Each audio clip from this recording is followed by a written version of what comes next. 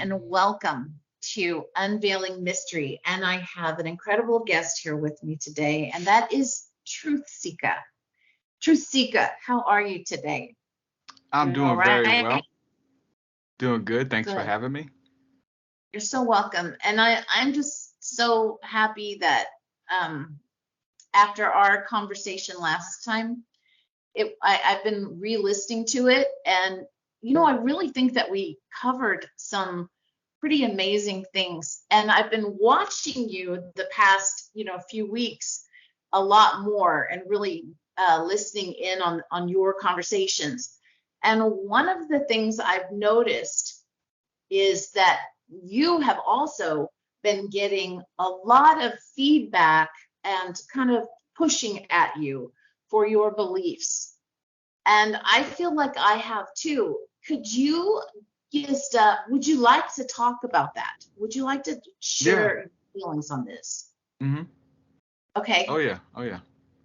Yeah, we're at a place now, where we used to could fly under the radar and believe whatever you want, but um, now I feel most of that stuff is from the religious crowd. Religious fundamentalists, where it just simply means it's limited. It's only this. It only means that. We all got it all figured out. My pastor knows, those kind of people. Um, which we can be those people at many times as well if we're not careful. We become that Pharisee type spirit, which means a separatist. It's one who is not inclusive. You can't be in our club unless this, and this. And we know that the expression of love, expression of beauty and Christ, and really even what Jesus embodied, goes against that. That what we're seeing from the religious crowd, and it's not just us; it's the world, everyone. People are abandoning religion at an all-time high, and for good reason. So it's something that's been able to fly under the radar, and hey, you could just be weird and do your own thing. Oh wait, now we're losing followers to you. Now you're people are sharing your information when they used to share the pastor's information, right? I seen Mercedes and Truth Seeker, and they were talking about this. Oh, don't listen to them. Well, and they can't, because it resonates. There's resonance there, and what used to resonate with the old paradigm, it doesn't resonate anymore. They've transcended that. They've ascended onto the next level. So I think Okay. that a lot of what we have from the pushback from individuals are people who are fighting to hold on to the old ways, the old paradigm, the old way of doing things, of ruling people with judgment, ruling people become Christians, and because they're scared, they're in fear, they're scared to go to hell, and versus like the beauty of heaven, the beauty of stepping into eternal life now, and the beauty and mystery of that spirit, because it is definitely spiritual. It's on every level of vibrational frequency that exists. Everything that Christ embodied is what we can do in greater, and He says that He wants us to. He wanted us to when we read the scriptures 2,000 years ago, but He wants us to even more today for such a time as this. So I think that a lot of the pushback and the naysayers and stuff are just people who are just kind of programmed, and they're holding on to it tooth and nail, you know. And it really helps to look back over your own life and see if you've ever been there. I totally have. I've been, and I still get that way sometimes internally, or if somebody represents a piece of me that is um, scared, that I don't believe, and they say it with force, or, we get triggered, and being triggered's good, because it lets you know that someone touched the open wound. Right. So if somebody touches a cut or a sore that's fresh, or a part of your body that's sore, when they touch it, you jump.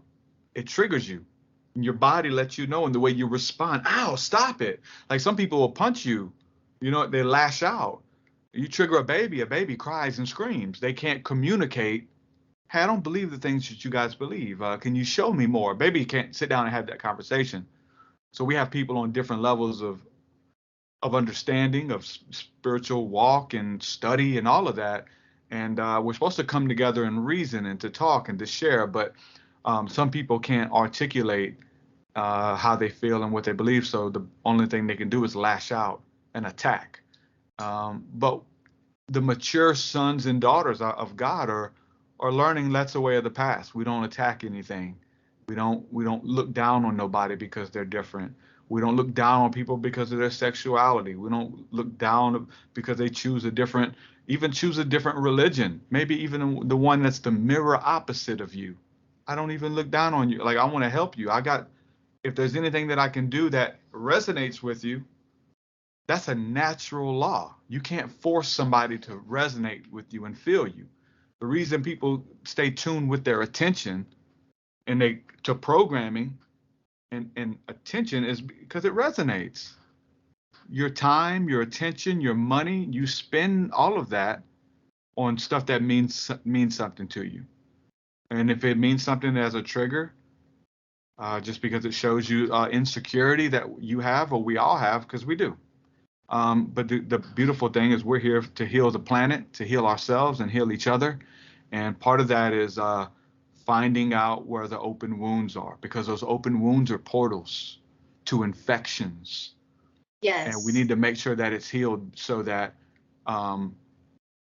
it doesn't hurt us. And, they say if you don't heal, the open wounds that you have, you'll bleed on people that didn't cut you.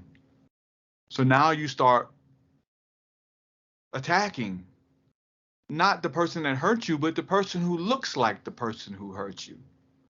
Exactly. Or my father was a preacher and he was insert whatever word that you don't like, that was harmful for you. Now all Christians are that, or all Muslims are terrorists, or whatever you want to say all is. And that all is nothing.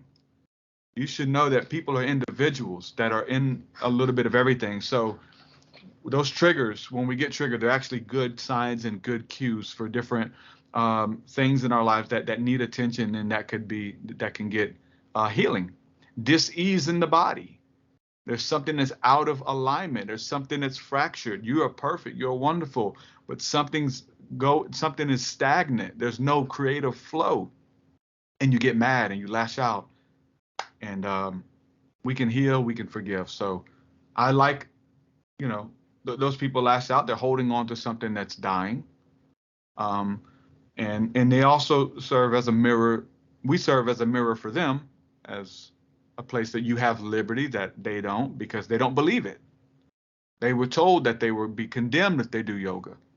And you do yoga and you get closer to God. It's bliss. Your body thanks you after. You feel more connected. But they've been told if they do yoga, they're going to hell and demons will enter them. And that's not your truth. You're a walking example to whatever that is. Your yoga, your Reiki, these type of things that are just the same things that religion teaches, or at least the holy books teach. They just use different words. So that is making people lash out. This is the apocalypse. Yeah. It's the unveiling. What is inside of you? And we get to see what is inside of us and what's inside of others right now. And this stuff is strategically done. All of this stuff in the news and Roe versus Wade and everything that's voting Trump, Democrat, Republican, we get to see what's in you, because those things are so polarizing, as if any one of those far left, far right had the answer. The answer's right between me and you right here. There's a thin line right here. And literally between us on this video screen is a line. It's a narrow path. And that's the truth. And we would like to come together closer to that and bring it together so we can come together and at least even have a conversation. So the apocalypse, the unveiling, these really scary times that we're in, they're pressing, there's pressure. It shows what's in you. And that needs to come out so that you can deal with it. And it's a good thing. God, everything you say, it just resonates with me. And so there's so many things. Okay, the unveiling, and you're putting the unveiling and apocalypse in the same word. That's what the word means. So, yeah. what it means? Yep. Is The that word really true? apocalypse is the unveiling. Yeah. It's So actually I the always, skin. It's a skin or a covering that is taken off. oh my gosh, because like I chose unveiling mystery. So I mean, I didn't realize what the right Yeah. and so the other thing was I didn't know that you were gonna actually. I wanted to talk to you about um, the things that are happening right now in our world, and you just went there. Yeah. Without And even having so to be specific. I mean, it's just yeah, what it yeah. is. So Yeah. we don't, and that, but that's perfect because I totally agree with you. I believe that this is all happening for a reason. Like the subjects that I mean, everything is like what, and you can see everybody pitted against each other, and that's what I wonder. It's like a wave, isn't it? Like Yeah. you all of a sudden everybody is against these people, or then and then now Yeah. everybody's together and they're against these people, and then Yeah. it's like, wait a minute, why can't we just all be together and against that which My is the goodness. is the real truth, the bad, Yes. It should show you who is. Like it's the one who's propagating and telling yes, you who to fight and let's gang up on. Like, why are you telling us to not like these? Why are you spending money and advertising and manpower and hours so that we divide? Because they know that we're coming together. The apocalypse is for you to deal with your stuff so that you can ascend to a higher level, that we can literally bring heaven on earth. If we deal with all of our lower nature stuff, we're becoming lighter and we're ascending as individuals and as a collective. So just as the religious people are lashing out, right? Because it shows what's inside of them. They've just been nice to you, putting up with you. Now they're calling you names. Now they're whatever manner of whatever people do, and they do mean things to people. But that was always inside of them. It was never given an opportunity for them to act on it until now. So the same way with those who are governing and those who are in power, like we're ascending and we're making them respond. I know they're trying to trip us up. I know what to make them fight each other. Do this. And it's always polarizing issues. It's never somewhere we can meet on the level and come to and reason and say, yeah, there's reasons for, there's reasons against, and we should hang on to some of it. But no, we're talking about far left, far right, super polarizing. Where if you don't make a decision now, you're not one of us. And it's like, hold on, not on those, not on the. I'm not meeting on that ground. No way, you can't make me. And it's every year, every 10 years, every generation. This is the cycle that we're in. But it's because we're upgrading and they can't do nothing to stop it. So they pull out all the punches. The and devil's been the I love, devil and those angels and those dark beings, they've been defeated. We just don't know it. We just didn't know yeah. it. So I love that you always find a positive where we know it's dark, but Yeah. you have a rough edge on the positive and the belief in the faith, and that's where I really love where your heart is, because I feel like you don't say, well, it is the doom time, it is the end time, because I know we're all here and we're all walking with spirit. So we are actually one. So it really can't ever be the doom time. Can you talk about your optimism in this journey? How you It's feel? yeah. So I was that way. You know what I'm saying? So I can actually identify that it got pulled out of me. Yeah. People triggered it, and I thank God that it allowed me to go through that so I can see what was really in me. I was insecure. I didn't really believe the things that I tried to convince myself. So I knew that if I can get people to agree with me, it would help my insecurities. All of that stuff. And I used to be combative. I used to be a street preacher, holding signs, condemning people, going to hell. I did all that. So now, since I've had a awakening and was shown compassion and through that, hands-on experiences, it helps me again to have compassion because I've been through it. That's the only way you can have compassion. That's the only reason you're going to show something attention. That's the only reason you show it attention, because you resonate with it. You show it, you give it your money because you believe in it. The Bible says where your treasure is, that's your money. Where your treasure is, there your heart is also. So I can't tell you that, I have a heart for children in Africa. I just wish I really have a heart and a burden for them. That's what a lot of church foundations do. But you don't send them any money, or you don't go visit them. You're not spending your time and your money and your effort. Your money proves what you believe in. And if you follow the money, you'll follow them. You find that I believe in Mexican food. We're going Mexican tonight. It's what we do as because I spend money on it. We do that a lot. And you can look at my receipts and tell what I believe in, what I'm spending hard-earned money on. So you can't, it's not a mouth service anymore. It's a response to something. Or your ability to ignore something that's really getting on your nerves, that's trying to get you to respond with hatred.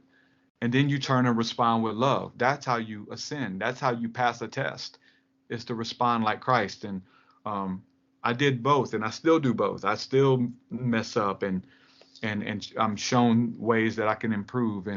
But I want the good for everybody. I want everybody to wake up to who they really are and why they're here, and to enjoy the few years that you have as this incarnation. And you know what I'm saying? And this place is special. People are special. And so we should, value one another and learn to live together, regardless of differences. There's no way you can get people to believe everything you believe. And the more you study and the more you study other things, you begin to believe things that takes a lifetime to go through. Like most of these, like they would have to have been on haunted land to believe your story. People are intrigued and are studying and they want to believe. Some people are just skeptics, but you don't have to convince the person whose house is haunted right now. Right. The person that's got spirits in their house from the previous tenants, you don't have to convince them that your story is legit. And so that's, if you reach out to them, which is the younger version of you, literally, it was you a couple years ago, whatever, like, you have compassion for those people, and you have authority to speak into their life, and they need what you have, versus you trying to reach out and convince skeptics or so and so that spirits are real and your house was haunted and you didn't make it up for the money or whatever. I don't need to, I'm confident because this is what I know. And I think that for me, helps me to be more humble. There's a little arrogance with it. It can kind of be arrogant. I don't have to tell you. You don't know what I know. You'd have to go through it. But there's a grace in it for me not to be combative and be like, I've seen it. Trust me, it's real. I've seen it. You don't know me, So, but those who know, they don't need an explanation because they know.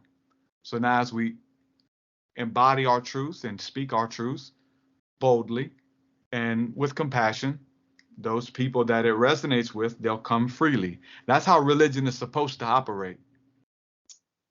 But they try to scare you and be brash and stay away from it. If you believe what they believe, you're going to hell. If you do that, you're going to hell. You can't be my friend if you believe that. Oh my goodness. This is what we're talking about. And that's not what we're supposed to be operating in. And that idea lost its grip for me and is losing its grip for many people. I'm not doing anything special as far as, I'm just being open, honest, and transparent, and doubling down on what works for me. And I think that if we all do that, I feel like you're doing that. Many people are. We're as healers. You want to heal. You're sitting here to heal. Anyway, healing comes, and transparency is healing the person who thinks that they're by themselves and they're marginalized and nobody cares about them and they're weird and whatever that they've been told. So it comes in many facets, and I've just experienced it myself and just want to pay it forward. I love how you can just really hit the nail right on what I believe is the truth. Mm-hmm. And one thing I'm curious about is, I think the last time we did speak about Derek Prince. So all the study that man did, all his time on earth helping people, and every Bible verse he read, which you are amazing at also.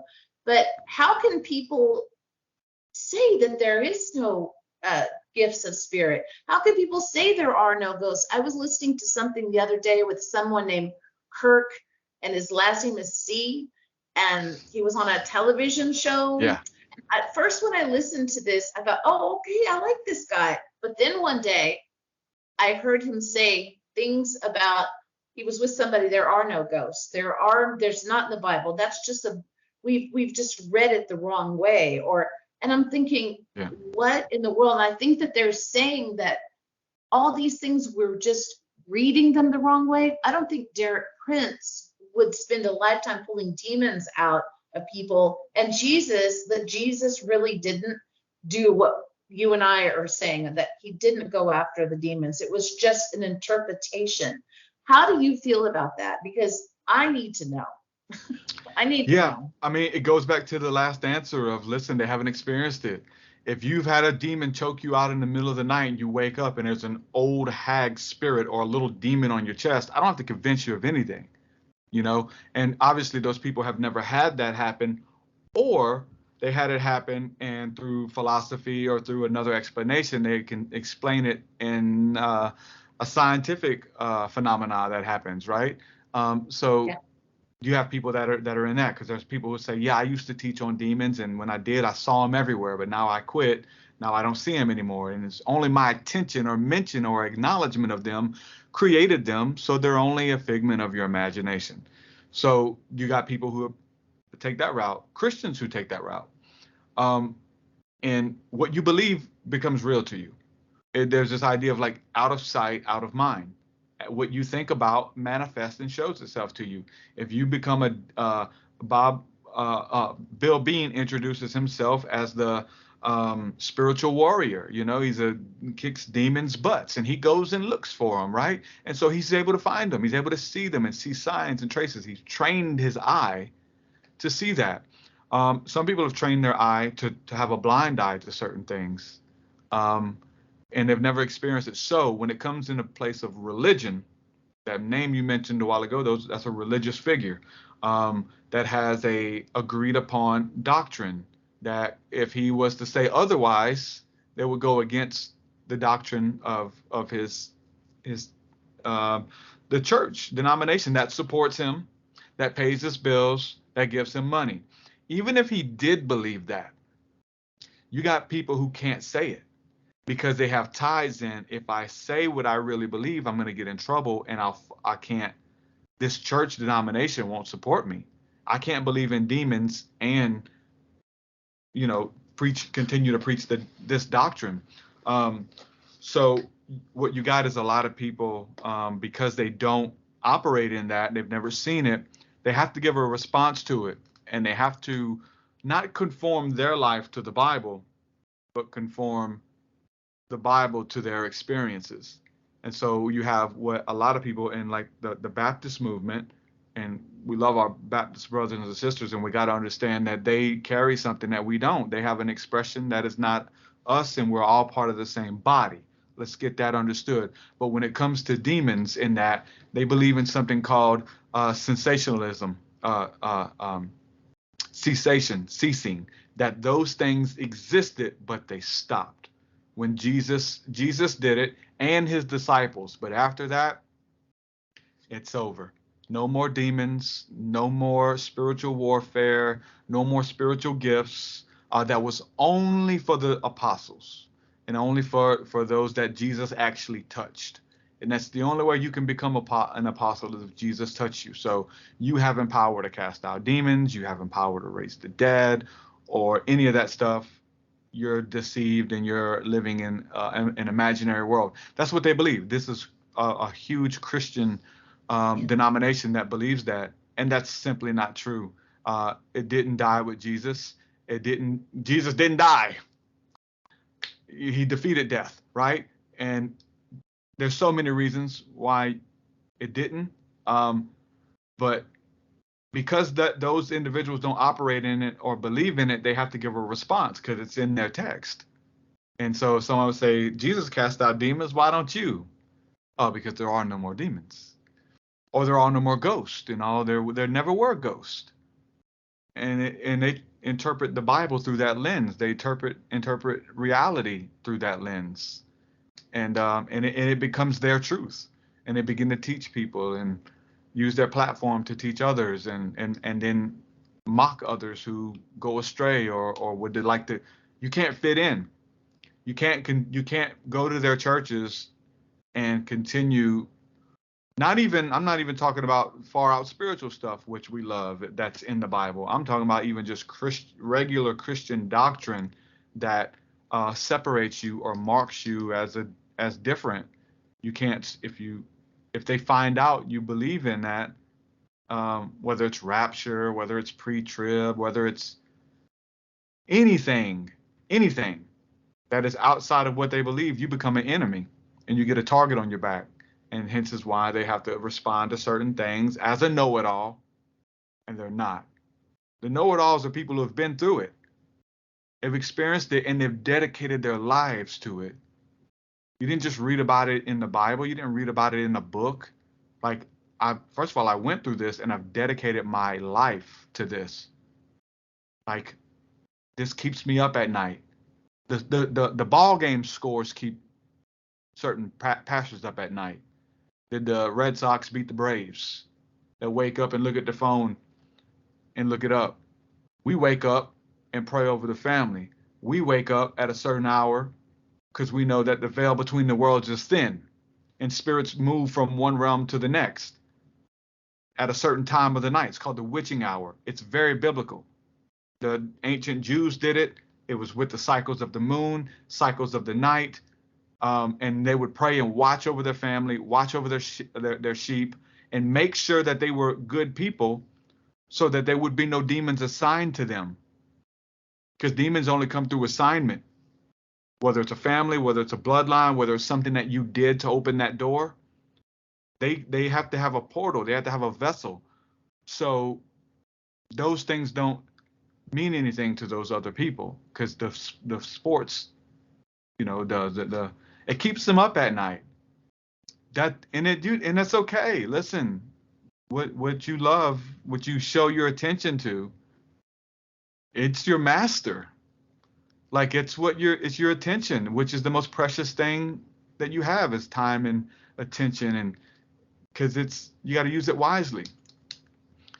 And what sticks out to you again is your time, your energy, your emotions, the way you respond, your money.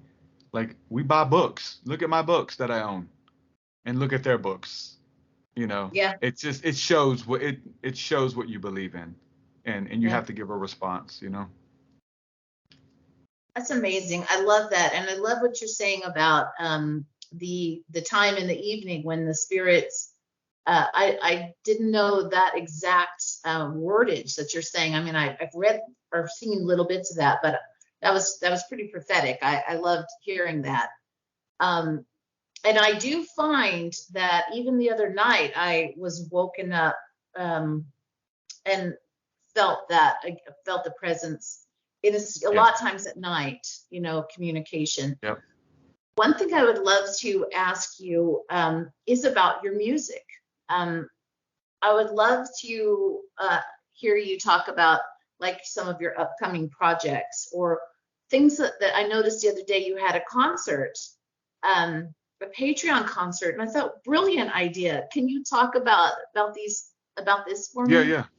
Yeah. So music is a big part of my life. It's very spiritual, a coping mechanism, a teaching mechanism. It can be used for good and bad. And so I love music, and I do spiritual hip hop. And I started out just doing like regular Christian rap that had to be songs that could be performed in a church. But eventually, as my spiritual awakening started taking me deeper, I started incorporating a lot of that in my music. So I talk about that and try to articulate it and simple ways. I take really deep truths of the Bible and mysteries and stuff, and talk about them very um, nonchalantly. I take something really deep and make it simple.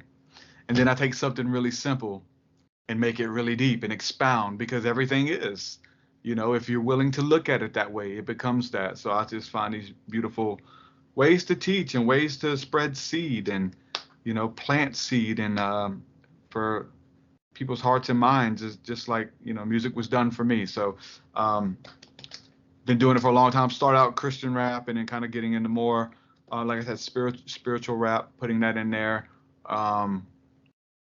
That I put out my first spiritual hip hop album, that in 2012, called Awaken the Fire. But before that, I had been doing gospel rap, and that was a big thing that kind of set me apart. Of like, you can't be talking about this stuff kind of thing. And I talk about UFOs, I talk about all kinds of things that I was experiencing and studying in the scriptures. So continue to do that. And I don't do a lot of concerts anymore. I don't do a lot of music anymore. I'm so busy doing other things, and I know my music's out there, and it's my music ministers to me. Like I'll go back and listen to it. It's like just like the Bible now has many layers of meaning, my words do. Words in general.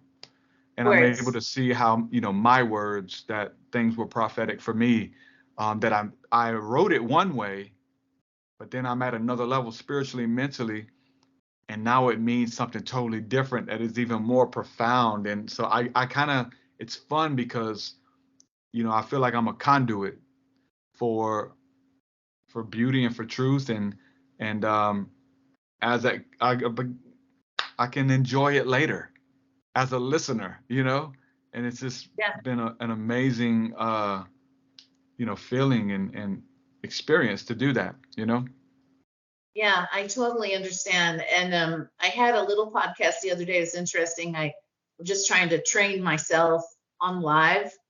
And what I wanted to talk about was words. The whole thing was about words and how we let them come into our life and affect us. But the words that we sing, the words that we write out in our music, the intention behind the words. So again, resonating with you on this level. And I think that the fact that you have all these things going on, and then your music it's intertwined and interweaved in is a perfect thing. That's what I'm doing as well. And I just wanted to also go with one more question for you. And I know that you have a family. You have a family. So how do you work with how does your family feel about the things that you do? I mean, are you like, do you kind of all work together, or the music and the things? Because my family does. And I'm just curious, how do you do that? How with your family? Yeah. For me, like, family represents balance. It represents helping me to be, have my feet on the soil, grounding, and they all represent that. They're their own individuals. My wife believes in me and supports me. She doesn't, believe. She doesn't believe everything I believe, and my beliefs are growing in massive leaps every day, and I try to roll some things off of her. My wife is very simple, and so that helps me to know, like, when I'm overcomplicating things, because this stuff is so intricate, it's so beautiful, and it's easy to talk over people's heads.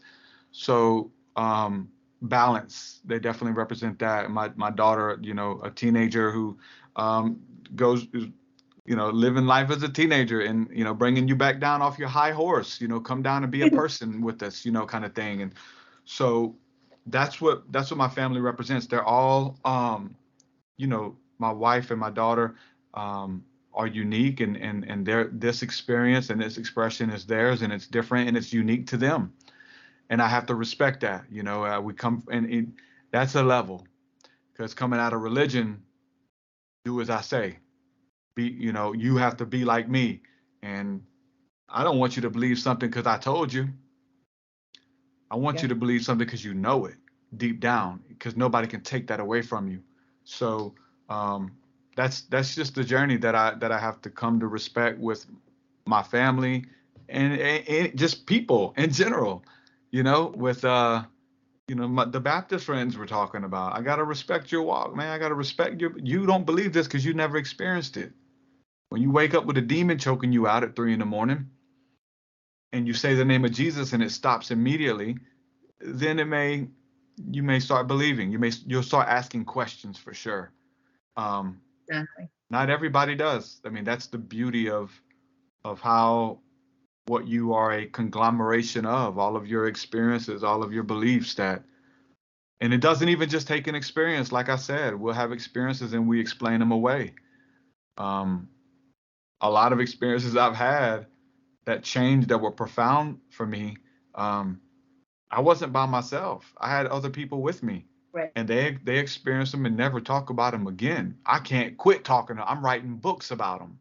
I'm putting it in my songs, and they're like, because it touched me in a different way. And so, but that's the beauty of who and what you are, is that some things stick out to others that don't stick out to you, and vice versa. Two different people are observing the same thing, but calling it something different and having a different experience internally, mentally, spiritually, emotionally.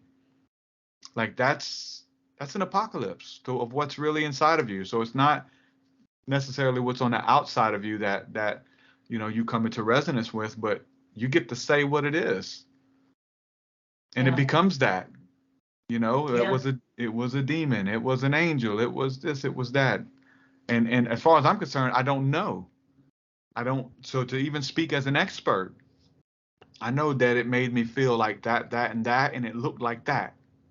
There's no even hands down that you can say what it was. It's the journey of exploration. It's the beauty of not calling it something that it's not. So if it's not demons, let's listen to these people.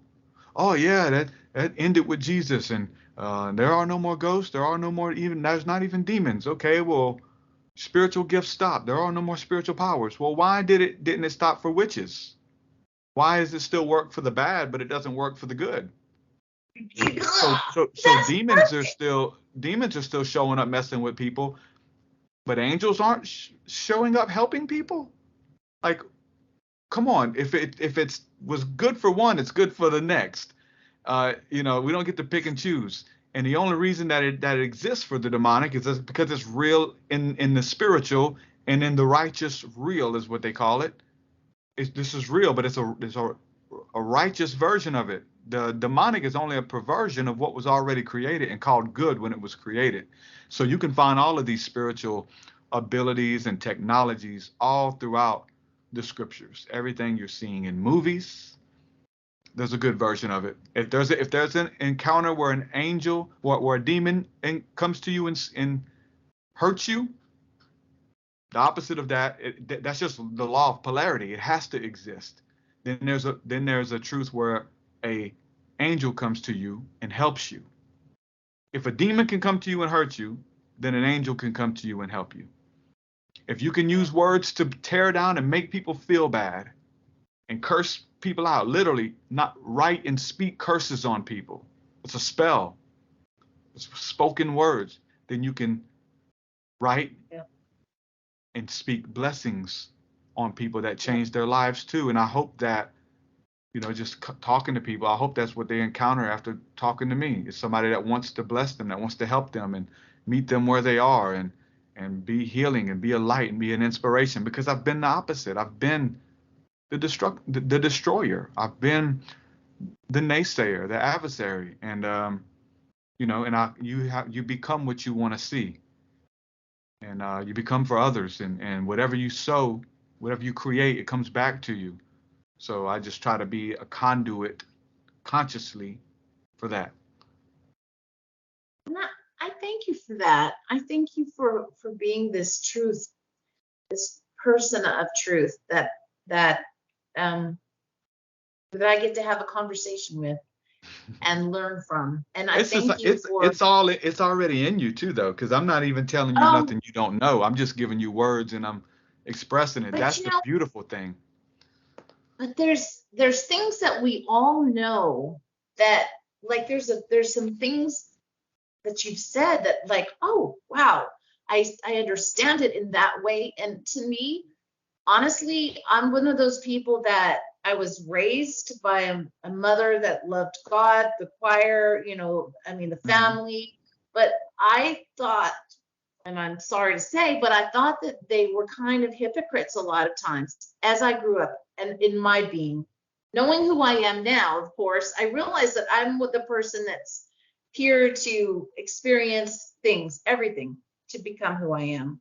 So I understand why I felt that way.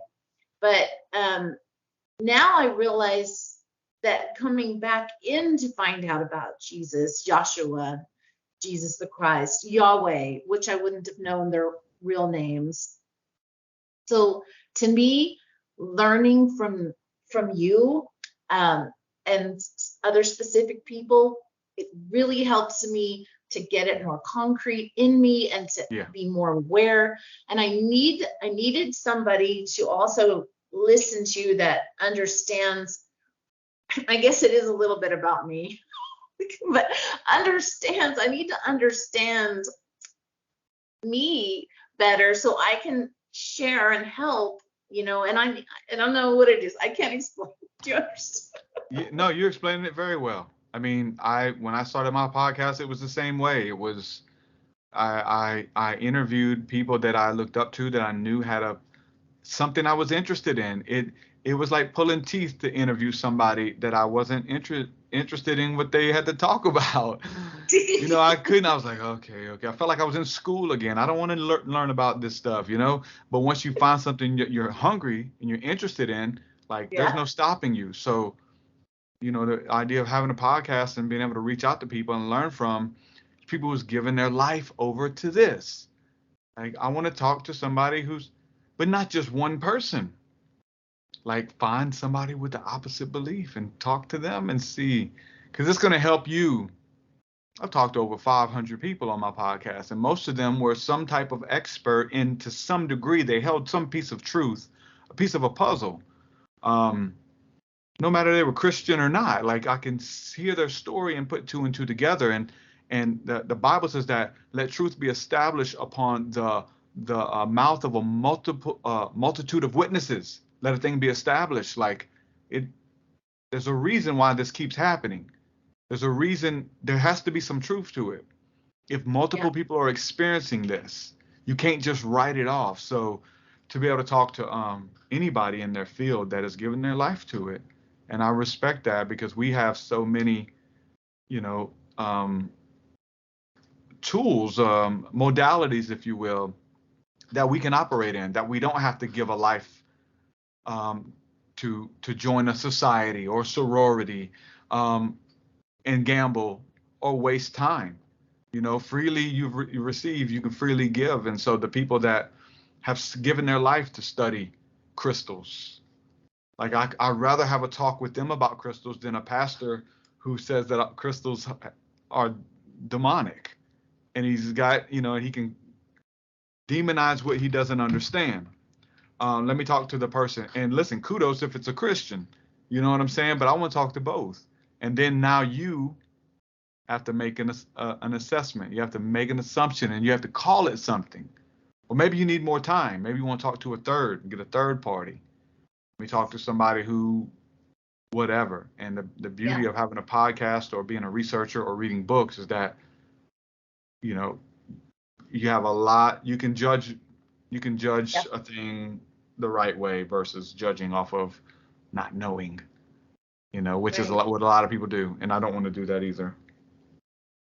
Yeah, yeah, you got it right. We need to be able to research and come to our own choices and decisions. And the more the people that, we're out here to listen to and learn from, I think the better.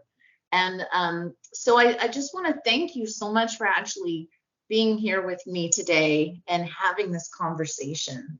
And I enjoy what you have to offer and what you're doing and your story. And using your platform to help people as well. So yeah, likewise. You know, one thing I noticed this last few weeks in particular before I end this, is I've noticed a lot more people reaching out, or, you know, I moderate the Bill Beans show, and I see so many people chatting. And when I look at your chats and other people's chats, and I'm just amazed at how many people are questioning and how many people are reaching out and how many people are yearning for the truth. And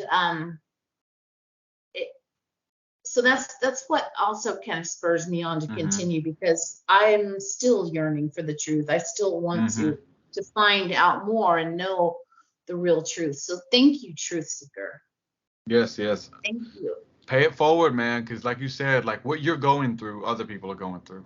If we can know that and be confident and move past any judgment, any fear, to share your truth, even at that moment.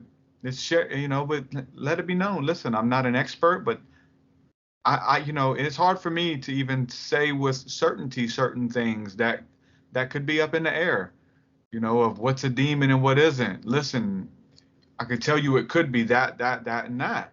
Did it try to hurt you? Was it choking you? Did it scream at you? Did it have a message? What did it look like? Right? So because we've studied and we can, hold all things loosely, we know that it could be many different things, than just an angel or a demon, which are just simple. They're just titles for other, really, good and evil. I think that is what it means to most of us.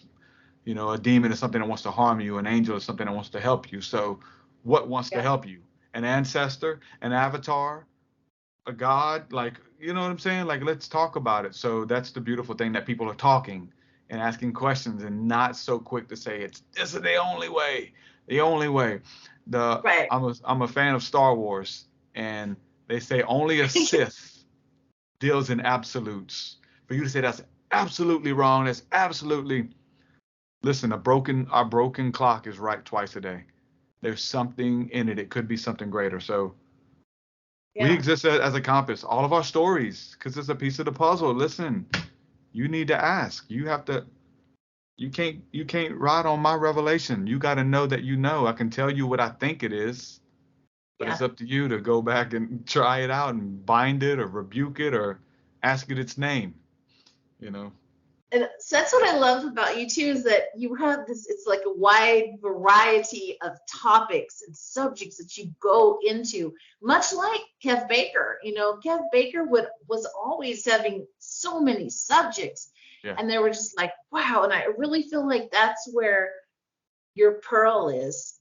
The pearl is, you have that ability to bring in so many really important subjects. It's one little pearl, but it's like expanded out giant pearl of many things. Like a diamond with many facets. And so anybody that's watching this today, or that will be watching the show, I just highly recommend them to come and listen to you and listen to your music and listen to what you're doing. And it's your when I look for you online, there's a wide variety of really neat things and lots of color. There's colors everywhere. And I'm like, this guy is so cool. And I understand what you mean. Like it's like you've evolved in many, many ways. And I love that. I love seeing that. I know I see that in myself when I look me up, and I'm like, like I've changed so much every month. So I highly recommend your teachings, and I know that you do have a class too. You want to talk about that really quick? You have like a class. Yeah, well, we pretty much, so I do Thursday nights and Sunday mornings with my small group, my tribe. It's pretty much it was something that was started out of like people who supported me through Patreon, that they would get extra music. They would get all my music, and they would get extra stuff on the podcast. And it's like, what can I do to make it worth your while? I was like, listen, you'll be able to hang out with me on Thursday nights, and we'll talk and we'll have discussion, and I'll teach and we'll pray and that stuff. So I've been doing that for years now, and so every Thursday night, every Sunday morning we meet, and it was just something extra to give the people who are already tapped in, mostly through music. This in the podcast started to grow, and they started learning about me through that, and then now people support and join just so they can hang out on these Thursday night discussions and stuff. So I just kept with it, and that's what we do: pray, meditate, open discussion. I'll teach. It's just whatever I feel like the Spirit wants us to do. We'll open the floor, and I have a lot of people in my tribe that are knowledgeable too, and we just roll ideas, and it's fun. I love that. I'm going to have to tune into that one at least once and see, or more, because it sounds like a really great thing. Thank you. And thank you for sharing yourself with so many people in that way. I mean, it almost sounds like home, like a tribe. I love that. I love your expression. So thank you, Truth Seeker, for everything, for being here with me. And I hope that, in the future you will be back on Unveiling Mystery. For sure. The apocalypse. I know, Apocalypse Mystery. A new name. Thank you, Truth Seeker. Thank you.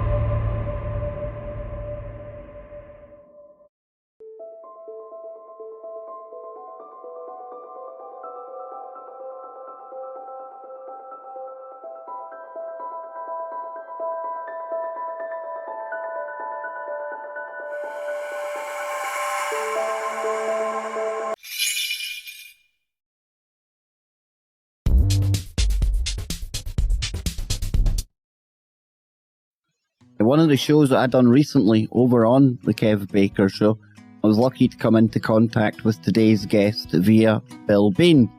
And I had no idea just the depths of the story that we were about to scratch the surface on over on the Kev Baker Show.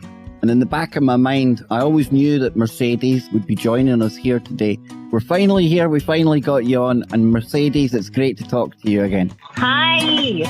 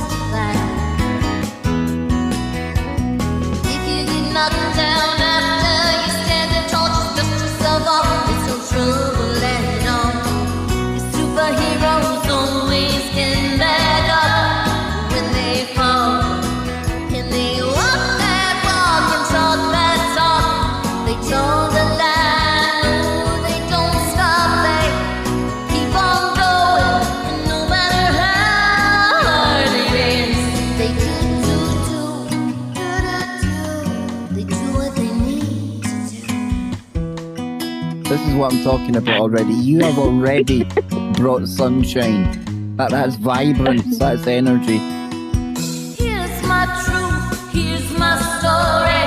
On my road to pain and glory. I know that demons wanna keep us down. They tell us lies that we're not good enough. They put thoughts in our minds give up. But I just put my gut suit on and I look up and I shine. Shine, shine, guitar.